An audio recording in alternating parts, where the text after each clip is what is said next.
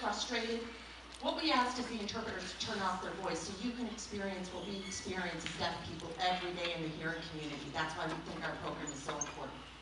That's why we created Sight of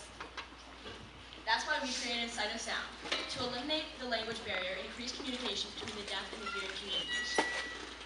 Our long-term goal is to create a statewide communication between hearing and deaf communities within the next 10 years.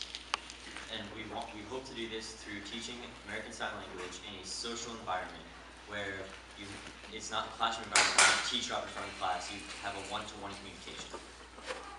We asked Tony Muhammad, students at the American School of the Deaf, what they needed in the deaf community. And they said they needed a hearing to learn ASL because they wanted to have a first-person, intimate dialogue with a hearing person and a deaf person. We believe that our goal for the future is reasonable and attainable because, as you guys showed today, there's a ton of interest in our organization. And we believe that this will help us get to our goal within the time that we hope to. Today we recruited 68 generous volunteers, and what our volunteers will do is they will be trained by deaf students, and at our social sessions they will be able to kind of mediate or help the hearing learn ASL. Today we raised an amazing amount of $15,000, so now we have $30,000. $20,000 will go to scholarships for those who can't afford it. It'll go to the rent that we need to rent out a space and just any other things that we need. And then we'll have $10,000 just for a safety net, just as if things don't go as we wanted to. We started off, we'll have the pilot period where we'll give 2-hour classes once a week, and during that time we'll see, it'll start for 3 months, and then over that time we'll see what kind of results we get from that, and then we'll use it to fuel phases 1, 2, and 3 after that, and according to each phase, which will be 3 months long, we'll use that to generate more statistics to figure out how we'll fund everything.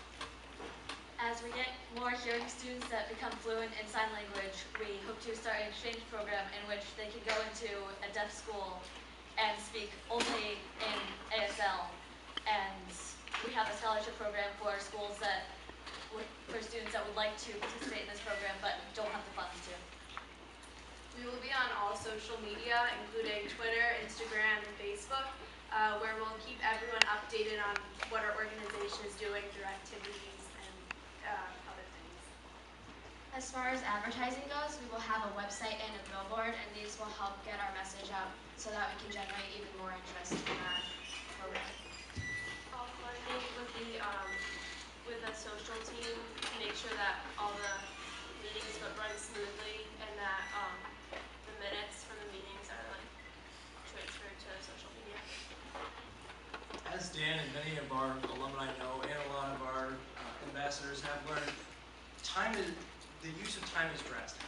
Time is of the essence in this case because we are quickly slipping, our communications are lacking at best.